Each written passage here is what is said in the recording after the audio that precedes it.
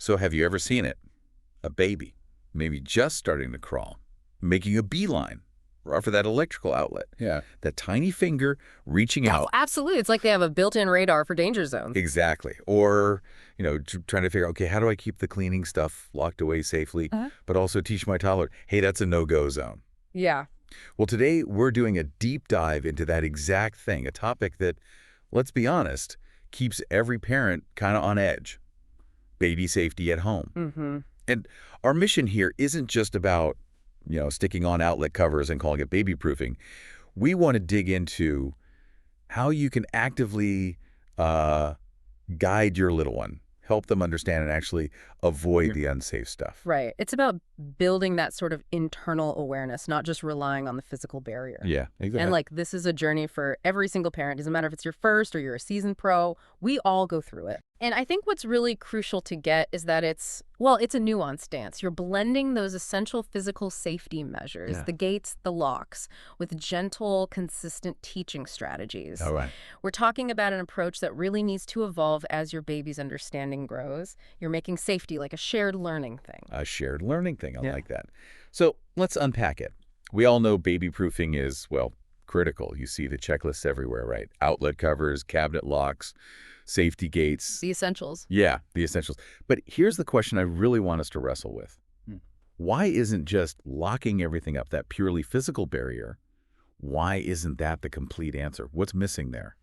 Well, the fundamental limit, really, it comes down to their cognitive development. Babies, especially under 2, they just haven't developed the kind of abstract thinking or, importantly, the impulse control to truly understand danger. Okay. They run on curiosity, right? Immediate sensory input. So physical childproofing, yes, absolutely essential. It reduces that immediate risk. But the teaching part, that has to happen slowly, over time, in a way that supports how they learn. It's not about replacing the safety setup, not at all.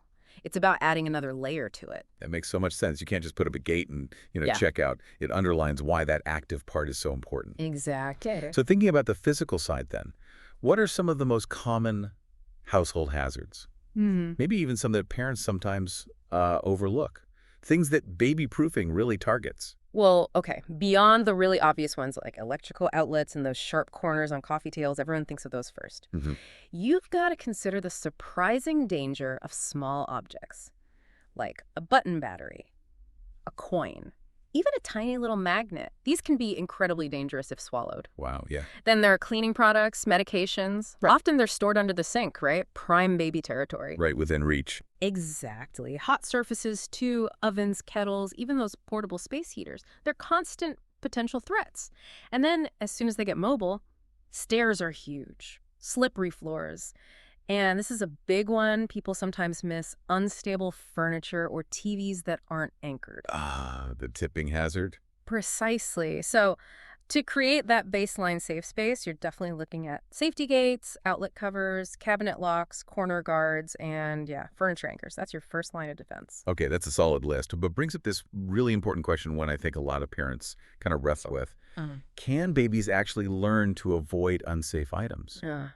Or are we just sort of, hoping for the best? Is teaching them really possible, or is it just wishful thinking? Oh, they absolutely can start to learn what's safe and what isn't. And this is where it gets interesting, I think.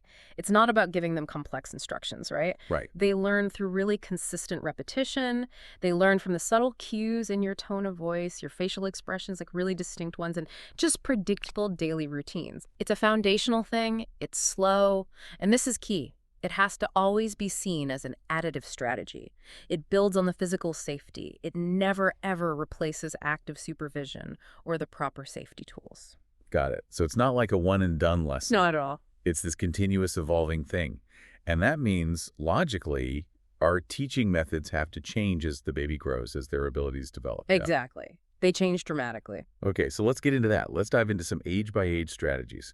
Starting at the beginning, 0 to 6 months. Right. So those first 6 months, babies are mostly, stationary. They're really immersed in bonding, figuring out their own bodies, their immediate little world. So given that limited mobility, what does safety look like then? And can you even start teaching at this super early stage? Okay, so safety measures here are mainly about making their immediate environment secure. And this is critical. Never leaving your baby unattended on a bed, a sofa, a changing table. Seriously, a quick roll can happen in a blink. Faster than you think. Way faster. Keep all those small objects, cords, anything like that, far away from the crib or their playmat. And in the crib itself, prioritize a firm mattress, no pillows, no loose blankets, no bumper pads, just the mattress and a fitted sheet. Okay, the bare minimum for safe sleep. And the teaching part. Yeah, so teaching, it actually begins very subtly. You start using simple, consistent vocal cues, like when you're moving them gently or showing them a toy, use soft, reassuring words. Maybe start introducing simple phrases like gentle or even not safe. Even if they don't understand the words yet. Exactly. They won't grasp the meaning, not yet, but they will start associating your tone, your expressions with certain actions or situations. You're literally laying down those neural pathways for future understanding. It's groundwork. Fascinating. Okay, groundwork laid. Then comes the big shift to 6 to 12 months. This is go time, right? Okay. Crawling, pulling up, exploring everything.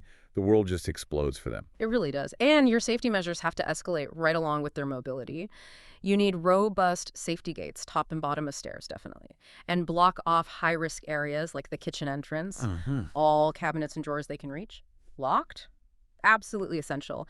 And this is the stage where you have to become like obsessive about scanning the floors. Tiny choking hazards, coins, batteries, little bits of toys, get rid of them. The forced sleep becomes a daily ritual. Or multiple times a day. Yeah. And make sure all electrical cords are tucked away, out of sight, ideally coiled up and secured. Okay. So, for these new little movers, these explorers driven by curiosity, how do our teaching strategies level up? How do we handle that impulse to touch absolutely everything? This is where consistency becomes your absolute superpower. Yeah. It really does. When your baby reaches for something unsafe, say that lamp cord again, you use a firm, clear voice. No, or not safe. And a distinct, serious facial expression. Not scary. Exactly. The goal isn't to frighten them, it's to convey a clear boundary. Then, immediately and calmly, you redirect their attention to something safe, something appropriate, like one of their designated toys. Okay, so give me an example. Right, so they reach for the cord. You gently move their hand away, say firmly, no, not safe. And then right away you hand them, say, a soft block or a teething ring, and say something positive like, here's your block. Yeah. Touch your soft block. Oh, the immediate switch. Yes, the power is in that immediate, consistent redirection. Yeah. Every single time. That's how they start to learn the pattern. That consistent redirection. Yeah, I can see how that would be crucial. Okay. Moving on. They hit 12 to 18 months. There's another big cognitive jump happening here, isn't there? They're starting to understand simple words, maybe some rules, remembering routines, copying us. Oh, yeah, this is a huge developmental window. They're beginning to connect cause and effect, even if it's on a very basic level. So your safety measures need updating again. Yeah. Definitely keep all hot drinks, coffee, tea way out of reach. Cleaning supplies, too, maybe even higher up than you first thought. Anchor all furniture now. Especially dressers, bookshelves, anything they might try to climb. Anchor it to the wall. Prevent the pipping. Absolutely. Use corner protectors on sharp table edges. And, really important, lock windows and block any access to balconies. They get surprisingly good at climbing and reaching at this age. Okay, so how does the teaching evolve now that they have this glimmer of understanding? We're moving beyond just redirecting, I assume. Exactly right. Now you can use more direct, clear language. No, that's not safe. Delivered with that firm but still calm tone. And you can actively show them what they can touch. Show, not just tell. Yes. So if they go near, say, a hot stove, you gently block them, say hot, no touch, maybe even demonstrate touching a cool part of the stove nearby, and then guide their hand to something totally safe, like a kitchen drawer handle they are allowed to touch. And here's another key thing. Praise their safe choices. Specifically, if they reach for the TV remote but then choose their toy instead, make a big deal of it. Good job keeping hands on your toy. You're reinforcing the behavior you want to see. Positive reinforcement for the win. Okay. Got it. And then we hit that 18 to 24 month mark. Toddlers now, really. Quick learners, mimics. They're sponges. Yeah. And they're really starting to grasp basic cause and effect more robustly. So ongoing safety first, what does that look like now? It's mostly about continuous review and adjustment. Your toddler is taller now, stronger, probably faster. So walk through your house again. What can they reach now that they couldn't before? Adjust your baby-proofing. Close supervision is still vital, non-negotiable, especially in those high-risk spots like kitchens, bathrooms, maybe outside areas. Still got to watch them like a hawk sometime. Pretty much. And double check that heavy objects aren't on low shelves they could pull down. For teaching, now you can really leverage their ability to imitate and their budding understanding of Oh, consequences. so Use lots of repetition and modeling. For example, point to the heater and say, "We don't touch the heater, it's hot." Then maybe demonstrate touching a nearby cool wall. Involve them in safe activities too, like putting their toys away in a designated bin. You can say, "This is where the safe toys go." It reinforces positive behavior. makes them part of the process. Exactly. And you can even try introducing simple visual cues, maybe a small red sticker on an appliance like the oven door. That consistently means no touch. It gives them a clear, constant visual boundary. Okay, like a little stop sign for them. Sort of, yeah. It helps internalize the rule. Wow, it really sounds like this intricate dance, doesn't it? Between setting up the environment, the structure, and the ongoing instruction. It is. It's constant. But, despite all these fantastic teaching strategies, all the physical safeguards we put in place, there's still that one element, the one thing that absolutely cannot be skipped or overlooked. That's absolutely right. You hit the nail on the head. Teaching your baby, your toddler, not to touch unsafe items. It works best, maybe only works effectively when it's combined with consistent active supervision. Always back to supervision. Always. Because babies and toddlers, developmentally, they just aren't equipped to fully control their impulses yet. They don't have that executive function fully developed. So even if they know the rule, even if you have well-established routines, that active support, that watchful eye from a parent or caregiver, it's simply non-negotiable. They might know hot, but still touch it out of pure curiosity or impulse. Exactly. They're always learning, always testing, but their ability to self-regulate, to stop themselves, that's still very much in its infancy. So, okay, supervision is paramount. But beyond just our own two eyes, what are some practical tools or approaches that can help? Things that complement that essential supervision, maybe give parents a tiny bit of breathing room while still keeping things safe. Yeah, there are definitely tools that help manage the environment. Yeah. Using safety gates strategically to create designated safe zones is incredibly effective. Areas where they can have a bit more freedom because you've thoroughly checked it. The yes space. Exactly, a yes space.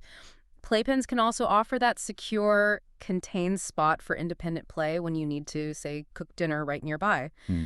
Regularly doing those floor checks, just quick sweeps for any new choking hazards that might have mysteriously appeared, that's key, especially as they get older and might bring tiny things home from outside or daycare. And always, always routinely updating your baby-proofing setup. As your child grows, as they develop new skills climbing, opening things, you have to reassess and adapt.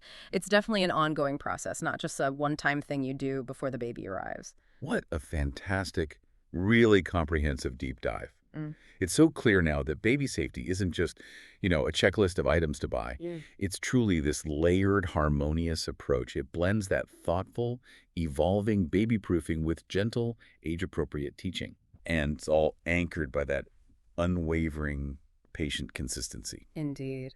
And it is a slow process. It's repetitive. It requires immense patience, let's be real. Oh, yeah. But starting early is so profoundly worth it. And I think it's important to remember it's more than just the physical setup, right? It's deeply interwoven with the emotional connection you're building with your child.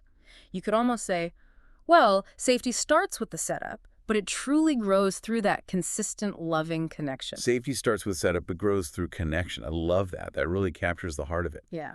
So that leaves us with a final thought to maybe chew on. Given how absolutely crucial this consistency, this age-appropriate guidance is for navigating physical safety in these really early years, how might these same principles, consistency, connection, tailored guidance, how might they apply as our children grow older? How could they help kids navigate much more abstract, unsafe situations, maybe emotional boundaries, or tricky social stuff out there in their increasingly complex world? That's a really powerful question to consider, isn't it? The foundations we lay now, they echo